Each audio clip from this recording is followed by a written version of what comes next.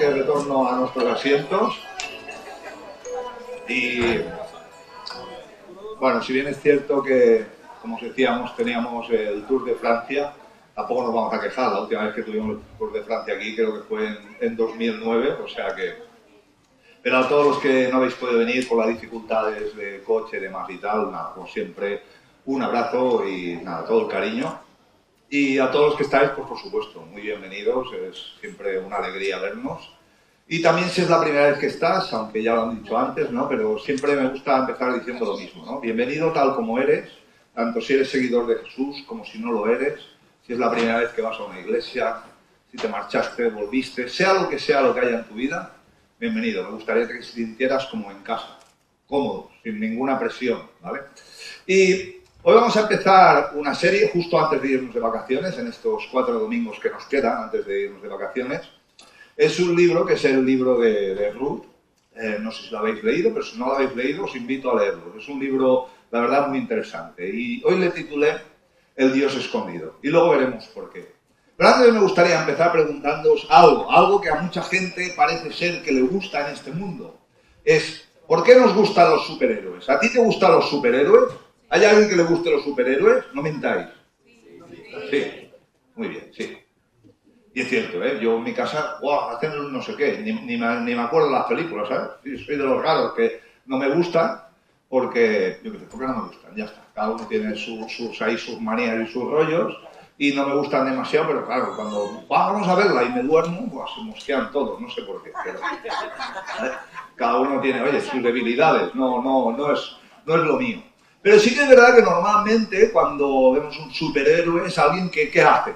Normalmente hace algo extraordinario, tiene unos poderes que no tiene nadie, acaba ganando, es el bueno, salva a todos, no sé qué, y de alguna forma entiendo de que a cada uno, de alguna manera, nos atrae eso, ¿no? Pues si tuvieras que ser entre el protagonista, el bueno de la película o el malo, igual alguno elegiría al malo, pero creo que sería la minoría, la mayoría que le gustaría ser el bueno y que todo el mundo dice, ¡guau, qué pasada! ¿Has visto lo que hice?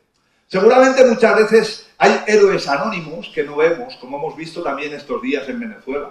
En Venezuela hemos visto un montón de personas que para mí son héroes anónimos. ¿Por qué? Porque estaban ahí incluso con sus manos, sin nada más, intentando rescatar a personas. Y quizás uno piensa, bueno, es que han pasado algunos días, pero había gente que seguía, ¿sabes? Seguía buscando y seguía recuperando personas. Y la verdad que creo que de alguna manera...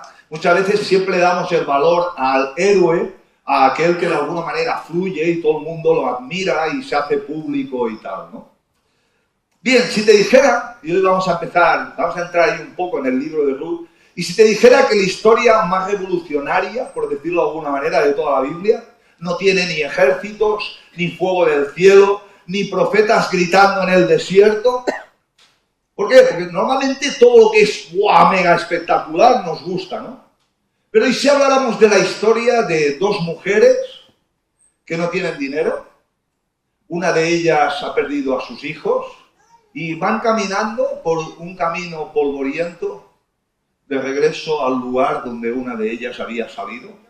¿No parece la historia de un mega superhéroe? Quizá este libro de Ruth podríamos decir que es la antítesis del héroe espectacular. Quizás es justo lo opuesto de cuando vemos a alguien que ha hecho algo increíble. Quizás este libro es como un poco justo lo opuesto. Porque en este libro es algo curioso. No vemos a Dios hablando o mostrándose y no hay unos milagros ahí visibles que podamos decir, ¡guau! Mira lo que pasó aquí. Es un libro de alguna manera, ¿no?, que nos lo vemos y cuando paseamos por él, es un libro que no vemos unas situaciones espectaculares, pero este libro tiene algo súper curioso. Este libro tiene algo en particular que a mí me llama tanto la atención. ¿Por qué? Porque Dios en este libro también está tejiendo el linaje del Mesías. Cuando decimos linaje, cada uno, digamos, pertenecemos a una familia. Seguramente tú te acuerdas del nombre de tus abuelos, igual hasta el de tus tatarabuelos. No sé si te acuerdas de más allá. ¿Hay alguien que se acuerde de nombres de más allá? Pues igual no. ¿Por qué? Porque nos cuesta. Pero en la tradición de lo que hablamos en ese momento, ellos sí que hacían mucho recuerdo de los nombres, de la genealogía, del linaje, de dónde, a quién pertenecías, de qué familia, quién habían sido tus antepasados. Y lo que vemos en esta historia es que Dios teje el linaje de Jesús, ¿vale? De una manera tan curiosa, porque utiliza quizás a la persona más improbable que hubiéramos podido imaginar. Utiliza a una inmigrante sin papeles, procedente de Moab. Y Moab era, digamos, el pueblo enemigo del pueblo de Israel. Y quizá muchos de aquí habéis viajado desde vuestro país y estáis aquí, y algunos habéis padecido la situación de ser además, pues tener que estar regulando los papeles y tal, y la dificultad. Y quizá en ese aspecto, comparado igual con ellos, siempre digamos que buscamos a alguien de referente, siempre buscamos a alguien, ¡wow!, que parece que tiene ahí que ha hecho algo tan espectacular. Y es curioso porque Dios nos muestra a través del linaje, y veremos varios ejemplos luego, ¿no?, de cómo Él hace unas elecciones muy curiosas. De alguna manera podríamos decir, entre comillas, que el libro de Ruth es como el Evangelio antes de Jesús. Es como una muestra de lo que va a pasar más tarde, pero es contado de una forma curiosa. Es contado como en clave de silencio y lágrimas. Es contado en clave de personas que a veces sufren por decisiones que han tomado. Lo curioso es que no deja de ser un mensaje de esperanza. Un mensaje de esperanza, ¿por qué? Porque es un Dios que nos habla de que está a cargo de todo y que las elecciones que Él hace quizás no serían las elecciones que nosotros haríamos. Esta historia arranca en un periodo oscuro de la historia de Israel.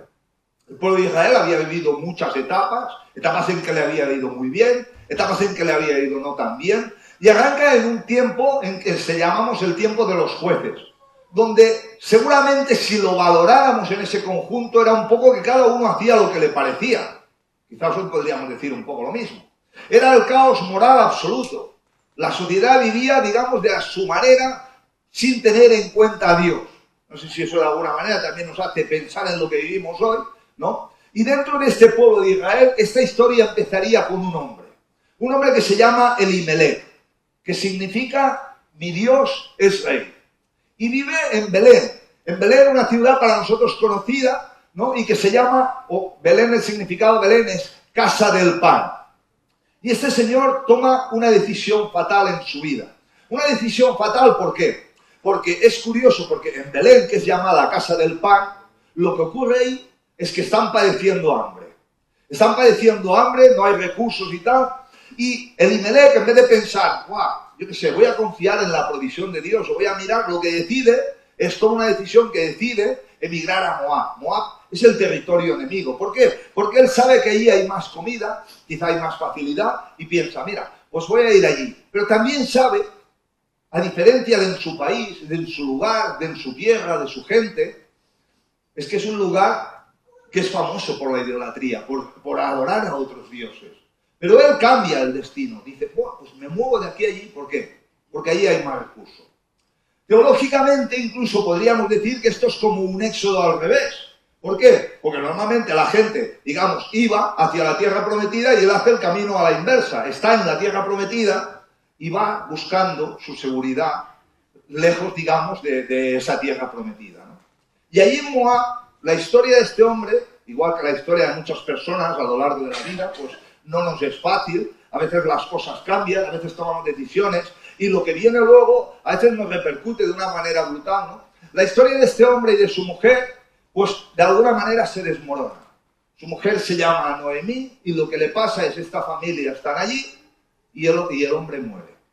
Y Noemí, que significa dulzura o agradable, se queda sola con sus dos hijos. Seguramente para cualquiera que haya vivido una situación así, pues ya sabemos que es una situación difícil, es una situación complicada, cuando encima está en un territorio pues lejano, fuera, digamos, de su entorno, en un territorio, digamos, en el que no tiene la compañía a veces de las personas queridas o de la gente cercana, ¿no? Lo que se encuentra, digamos, esta mujer es que ese proyecto que habían empezado o que estaban buscando para salir de ese hambre, ¿no?, pues de golpe y porrazo se ha convertido en algo bastante más complicado. Lo que pasa es que sus dos hijos, ya que viven allí, se casan con dos chicas moabitas, Ruth y Orfa. Y seguramente, pues no sé, ¿no? En ese momento, pues ellos pensarían, pues yo qué sé, ¿no? De alguna manera rehacemos la vida a través de mis hijos, la cosa, digamos, puede ser que vuelva a fluir. Y es verdad, pasan unos años, seguramente pues eran unos años de, incluso probablemente, de alegría para ellos, porque pues, estaban allí, tenían unos recursos, sus hijos se habían casado, quizá las cosas las podían enfocar de otra manera, pero de golpe y porrazo sus dos hijos, cuenta la historia, que 10 años después también mueren.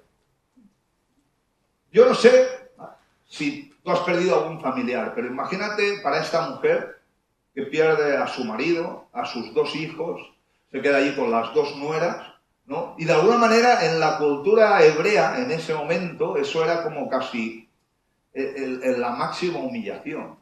¿Por qué? Porque además se entendía que aquello que te pasaba era, digamos, era completamente relacionado con lo que tú habías hecho y de alguna forma, cuando pasaba algo, era casi como un castigo.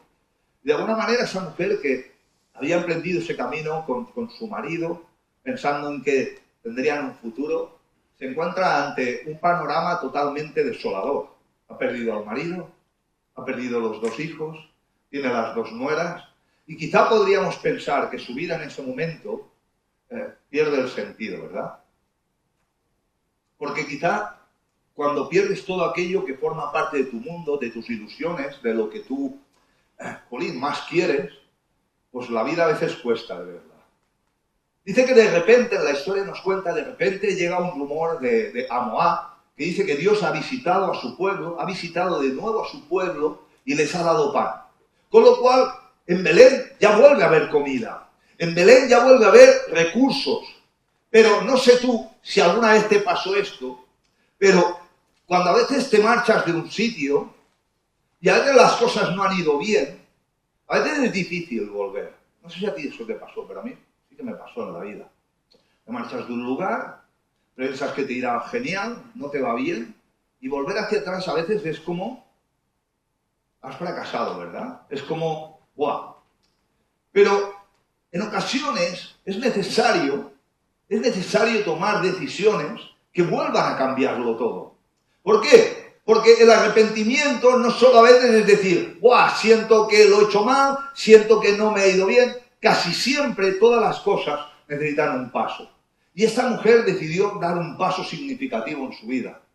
Decidió volver a Belén. Decidió volver a su casa a pesar de lo que los demás pudieran pensar de ella. Decidió regresar y de alguna manera, seguramente ese regresar no era solo regresar a una estabilidad de volver a tener comida, sino de que era regresar a una estabilidad, de volver a estar en un entorno en el que el Dios que se adoraba era su Dios, porque en Moab el Dios que se adoraba no era el suyo. La gente que tenía cerca no se relacionaba con este Dios que para ella era tan importante. Y muchas veces cuando incluso, no sé tú, pero a mí me ha pasado, a veces nos alejamos de Dios, a veces tomamos distancia de Dios, a veces podemos tomar distancia de la iglesia, a mí me ha pasado, a veces puede ser que empieces a ver todo negro, todo distinto, todo mal, incluso el entorno en el que te podías sentir a gusto puede ser que no lo veas ni guay. Pero déjame decirte algo, Dios siempre te estará animando para volver. Dios siempre te estará animando para volver. Y seguramente cuando nos alejamos pensamos que tenemos nuestras razones. De Dios, la gente, de los demás. Y es posible que tengamos hasta razón, no te digo que no. Pero la propuesta de Dios es tan diferente. La propuesta de Dios no es que nos alejemos, sino que Él nos va a coger de la mano para estar siempre cerca y llevarnos donde tiene su propósito. Noemí, en un acto brutal de honestidad, porque seguramente para ella, digamos, estaba ella, las dos nueras, ahora mismo no tenía nadie más. Pues en un acto brutal de honestidad les dice a sus nueras, volveos, yo ya no puedo daros más hijos. Para ellos los hijos eran súper importantes y ella ya no tenía más. No tenía a nadie que darles para volverse a casar y poder tener hijos de nuevo, cosa que no habían tenido. Y ella además es una mujer que de alguna forma está amargada porque cree que Dios le ha castigado. Y muchas veces nosotros, en situaciones que vivimos, incluso pensamos está pasando esto, porque Dios me está castigando. Nos cuenta la historia que Orfa, una de las dos nueras, besa a su suegra y se vuelve para con los suyos. Dice, pues vale, pues adiós, hasta aquí nuestra historia. Quizá es lo lógico, podríamos decir. Y tenemos a la otra chica, a Ruth. Ruth, en algo que seguramente si habéis leído el libro alguna vez, a todos se nos ha quedado más o menos grabado en el corazón, le dice estas palabras que para mí son tan bestias. No me ruegues que te deje. No me ruegues que te abandone. No pienso dejarte, porque tu pueblo será mi pueblo y tu Dios será mi Dios.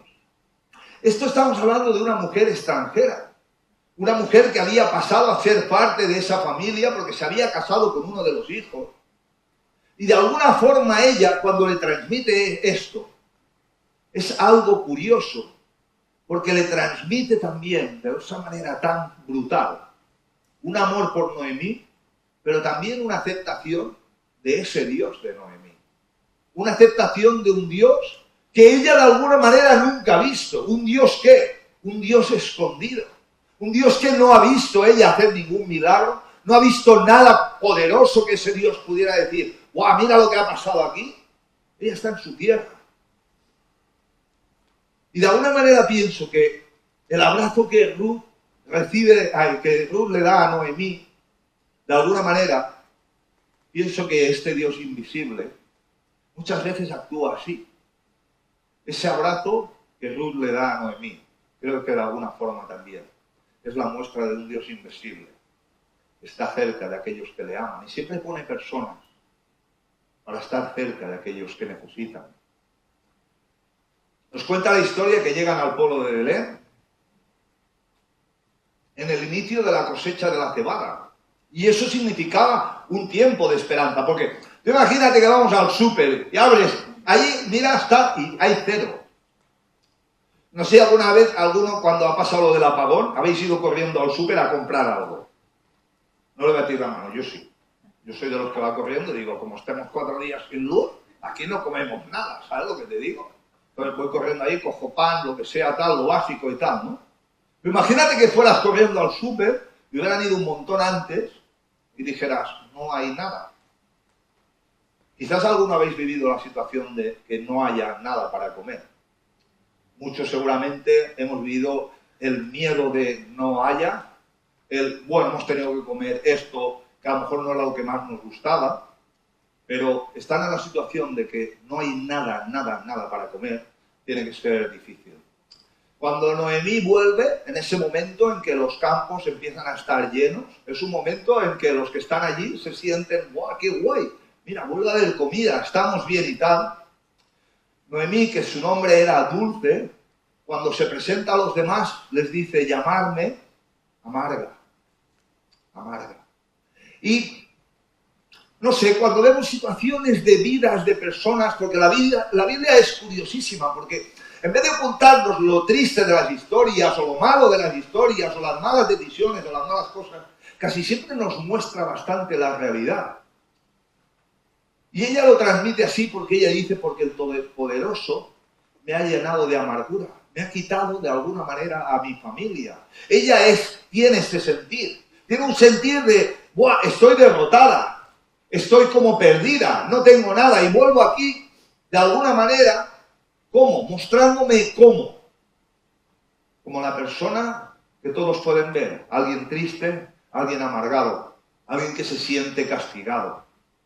Y yo me imagino que la decisión de volver, de alguna manera, no sería difícil, porque siempre, casi siempre todos estamos pendientes de qué es lo que dirán de nosotros, qué es lo que hablarán de nosotros, cómo los demás les contarán, ¡guau, mira cómo es!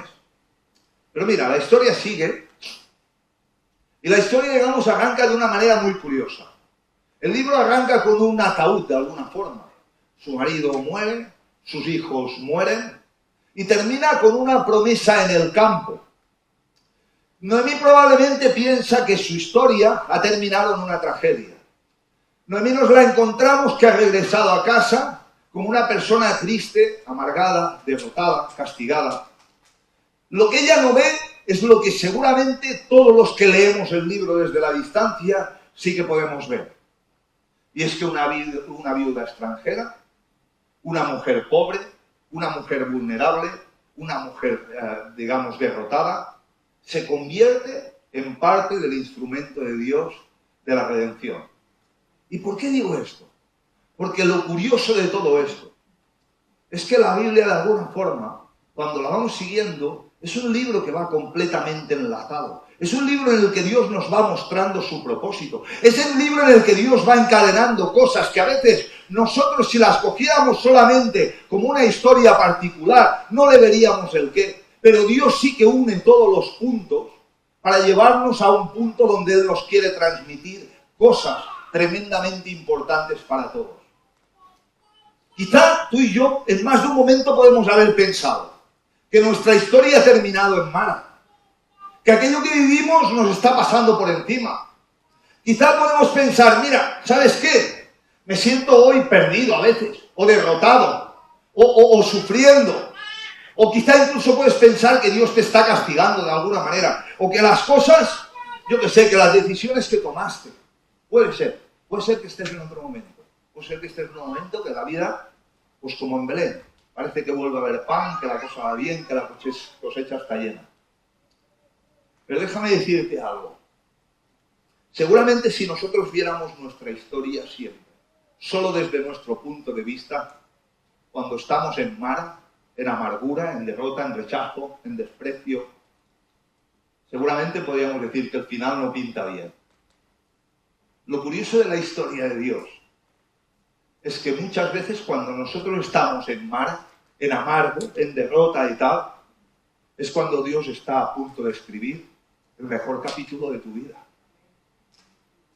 Cuando tú crees que no hay posibilidades, cuando tú crees que las cosas no van a ir, déjame que te diga algo. Probablemente Dios está ahí delineando algo que lo va a cambiar todo. Y cuando pensamos seguramente en, yo que sé, en nuestras propias posibilidades y en cómo vemos a Dios, no sé tú, hoy los tiempos han cambiado mucho. Antes en la Biblia veíamos un Dios mostrándose, haciendo milagros, etcétera y tal. Hoy quizás no vemos ahí algo aparecer y tal. Incluso podemos pensar, ¿qué es la teología del Dios escondido? ¿Qué es la teología de un Dios que a veces parece que no le vemos?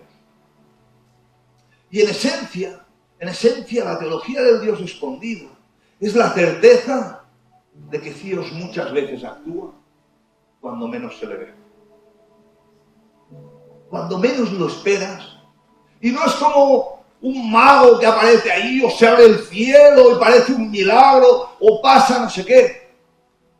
No, precisamente la teología del Dios escondido es como el artista que trabaja en silencio, que empieza a hacer el cuadro y cuando tú ves el cuadro, ves allí 4 líneas, dices, casi no veo lo que va a salir de aquí. Cuando tú miras y piensas, ¿qué es el diseño? ¿Qué es lo que estará pasando? Pero mira, de alguna manera es que mientras nosotros a veces solo vemos nudos peros en lo que está pasando. Vemos el enredo que está ocurriendo en nuestra vida. A veces los hilos sueltos, el dolor. A veces puede parecer el silencio. A veces puede parecer los problemas. Dios sigue tejiendo ese diseño para nosotros que quizás solo al final lo entenderemos. Quizás solo al final nos daremos cuenta de hasta dónde nos llevaba. Mira, ya el propio profeta Isaías nos habla de esta idea que expresó como verdaderamente tú eres un Dios que te escondes. Y nos enseña 2 verdades quizá a veces incómodas, pero también liberadoras. Y el silencio de Dios muchas veces no es ausencia. Es cuando Dios calla. No es que esté ausente, no es que se haya ido, no es que se haya alejado, no es que nos haya dejado. Esto está confiando en nuestra fe. Es que está confiando en que nosotros sabemos quién es nuestro Dios. En que sabemos que Él está cerca. Que Él cuida de una manera o de otra.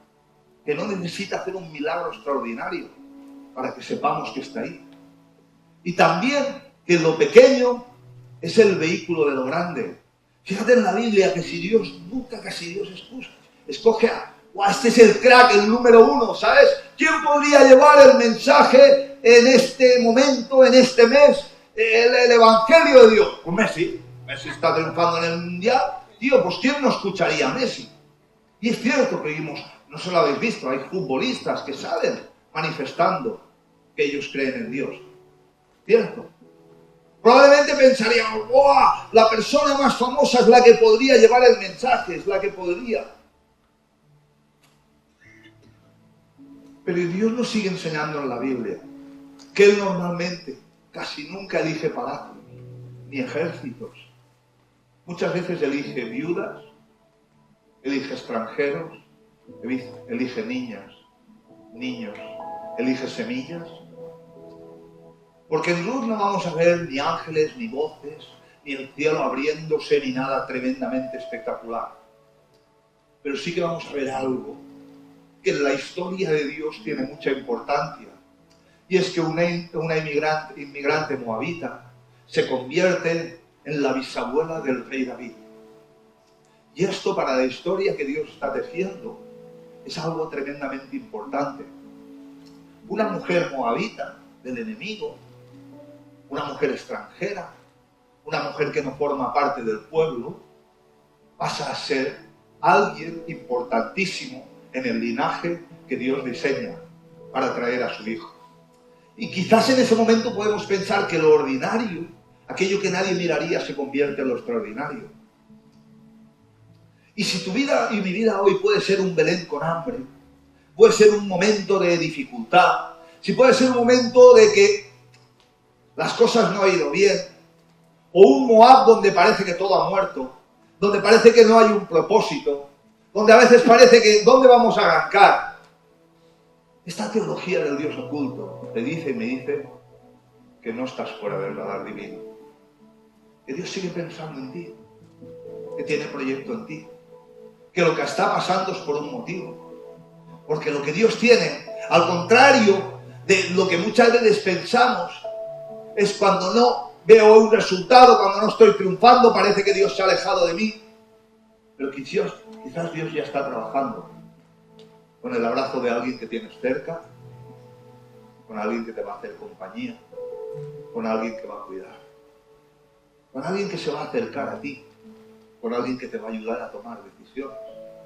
Quizás Dios no va a actuar desde lo espectacular, pero quizás hayan actos en los que a ti te incumban mucho, porque quizás Dios te vaya a usar, a lo mejor para que alguien regrese a casa, o para que alguien vaya a casa por primera vez, o quizá para sentirte cuidado por alguien que sabe que eso es lo que necesitas. Y es curioso, porque mira la genealogía de Jesús. Me parece tan brutal lo que hace Mateo. Mateo nos explica algo increíble. Mira, en la genealogía de Jesús mete a 5 mujeres. Y es que es como de locos. Perdóname, es que la historia de la Biblia es un poco como de locos. Tamar, Rahab, Ruth, Betsabé y María. Y solo por hacer unas breves pinceladas muy rápidas, Tamar es la nuera de Judá. La nuera de Judá que tras quedarse viuda por 2 veces y no de recibir la respuesta que Judá tenía que haber dado, se hizo pasar por prostituta para tener hijos con su suegro y asegurar su linaje. No sé tú, pero yo, si me paro a pensarlo, una mujer que se llegó a hacer pasar por prostituta. Tenemos a Rahab, que no es que se hiciera pasar por prostituta, sino que probablemente era prostituta cananea en Jericó, que escondió a los espías israelitas. 2 mujeres extranjeras, probablemente ligadas de una manera u otra a la prostitución. Ruth, una viuda moabita, extranjera también, del pueblo enemigo de Dios, que se fue a Belén y dio continuidad, ya lo veremos cómo, a esta historia del linaje de Jesús. Betsabé, esposa de Urías, ella era hitita, con quien el rey David cometió adulterio. y asesinato para casarse con ella y fue madre de Salomón. Es el repertorio del linaje de Jesús. Es parte del repertorio del linaje de Jesús. Y María, la madre de Jesús, que concibió por obra del Espíritu Santo. Pero su embarazo se convirtió en escándalo social. Cuando nos acercamos a la palabra, vemos un Dios que rompe barreras. 4 de las 5 eran extranjeras. 4 de 5, imagínate el porcentaje. Cananeas 2, Moabita, Hitita, mostrando que el plan de salvación de Dios es para todos.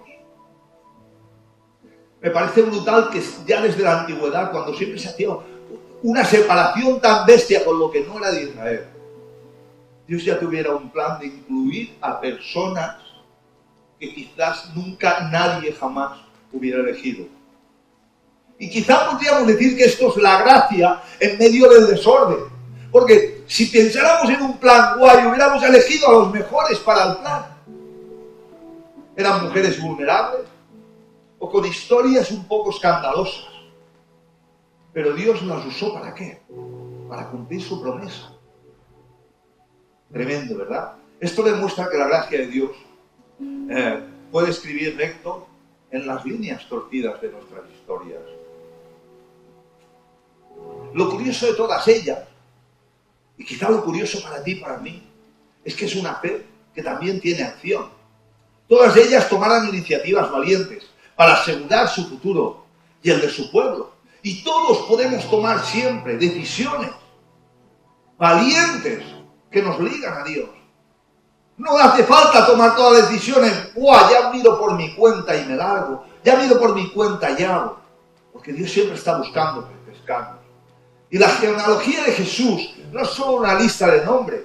Nosotros la podemos leer y cuando lees la Biblia hay un montón de nombres. Al tercero dices, madre mía, tío. Ya pasó al siguiente párrafo, ¿vale? Porque leer aquí todos los nombres a veces parece pesado, cansado. Pero toda esa lista de nombres, de alguna manera, formaban parte del anuncio del Evangelio de esperanza y de salvación. Era algo que se había ido tejiendo en la historia. Dios incluye a los excluidos, obra a través de los vulnerables, y su gracia es más poderosa que el pecado, el origen de las personas. ¿Por qué? Porque la historia la escribe Él. La historia en su vida y en mi vida la escribe Él. Y solo contarte un detalle aquí sin querer liarte mucho. Pero en el siglo I la gematría, o el valor que cada letra tenía, era algo súper importante. ¿Por qué? Porque Mateo hace algo tremendo en los versículos del 1 al 17. Hace uno de los usos teológicos más brillantes y deliberados, lo hace a propósito de toda la Biblia. Porque esta genealogía está puesta para dejar que no hay ninguna duda de que Jesús es el Mesías. Y para aquellos hebreos que estaban allí, ¿sabes? El que Mateo use 3 bloques de nombre, o sea, 3 bloques de 14 nombres, que el primero va de Abraham a David, el segundo bloque va de David hasta el exilio, y el tercero va del exilio hasta Jesús, ¿vale? Nos habla de algo que era tremendamente importante para las personas que estaban allí. Lo importante que era el número 14. Él usa 3 veces el número 14. ¿Y el número 14 a quién representaba? Para ellos.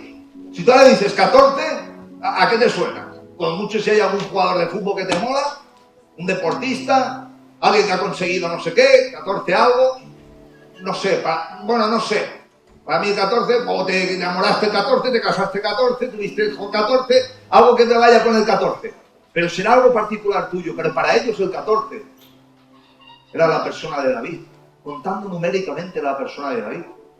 Y Mateo usa esta gematría, ¿para qué? Para demostrar que Jesús no es un intruso, que Jesús no ha aparecido allí y está allí sin más. ¿Lo usa para qué? Para decir que es la culminación escrita con números y con sangre del diseño de Dios en esta historia. Mateo no solo usa el 14 por la gematría, sino que también usa el 3 como plenitud divina.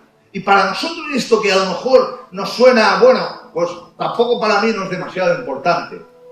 Para la gente de Israel, para la gente que vivía allí, para los hebreos, eso sí que era significativo. Y cuando alguien te trae un mensaje significativo y en ese mensaje puedes ver que Dios ha estado obrando en la historia y que Jesús es el esperado para muchos de ellos, esta genealogía en la cual se incluye a Ruth, la mujer que vamos a estar viendo, era algo totalmente significativo. La historia de la salvación es un recordatorio de que nuestras imperfecciones, nuestros pecados, todo aquello que tenemos, no es un obstáculo para ser parte del plan de Dios. Yo siempre digo, ven como eres. No pasa nada que seamos diferentes, que opinemos diferente, que pensemos diferente y tal. La vida está llena de personas diferentes, pero que Dios tenía un plan con ellas y lo tiene contigo. Es un plan real, es un plan que está ahí. Y es un Dios que quizá no vemos, que quizá le digamos, ¡guau! Pero que vive en cada uno de sus hijos. Vive en ti, vive en mí. Y Él transmite todo eso a las personas que tenemos cerca. Déjame que te diga algo, simplemente para terminar. Si sientes que estás en amargo, si sientes que Dios no lo notas, si sientes que Dios quizás no estás en tu mejor momento, déjame que te diga, quizá como en la historia de Ruth, Dios está a punto de escribir las mejores líneas de tu vida. Si hoy estás escuchando su voz, si Dios hoy te llama a algo, a volver a algo, a acercarte a alguien, a ponerte en acción, la fe para estas mujeres siempre fue acción, siempre fue un paso. Ojalá lo sea para nosotros, porque sabes, tú y yo hoy seguimos siendo el propósito que Dios va a usar para que muchos vean ese Dios escondido en ti y en mí.